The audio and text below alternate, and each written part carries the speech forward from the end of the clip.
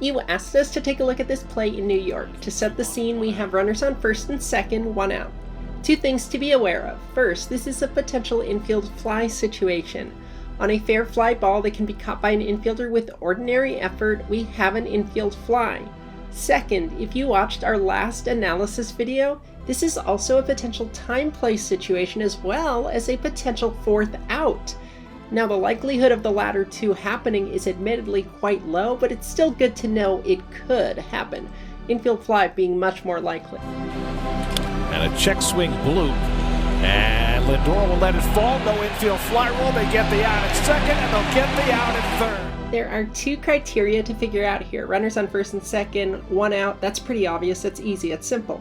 But determining whether or not this qualifies as a fly ball, and not just that, but a fly ball that can be caught by an infielder with ordinary effort, that's what separates the gender-neutral adults from the children. Done by Lindor. Wasn't it high enough to be an infield fly? Wasn't it though? The official score seems to think it was. Pop, what's the second word?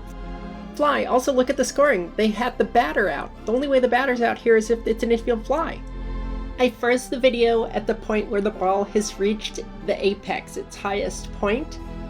I know it's looking down from the press box, so it's a little wonky, but that's the best we got. Hopefully the definition can clear things up for us for what a fly ball is. Nope, not at all. Although it does confirm to me that this is definitely not a line drive because it's not sharp and direct. At least the definition for line drive cleared something up for me. The line drive exemption to the infield fly rule does not apply. But as for fly ball, high is very subjective. My definition could be different from yours.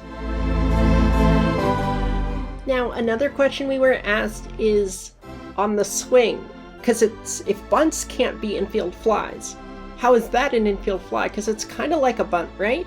And my judgment here is if you're willing to call an 0-2 foul ball on that out, because bunting a foul ball with 2 strikes is an out, then sure, you can rule this a bunt and then it's not an infield fly by rule.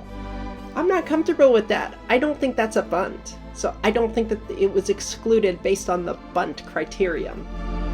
Regardless of how you think it's a fly ball or not, I think we can all agree the fielder could have caught it with ordinary effort. Also, it's not an intentional drop because the fielder never touched it before it fell to the ground. You have to touch it for it to be ruled an intentional drop.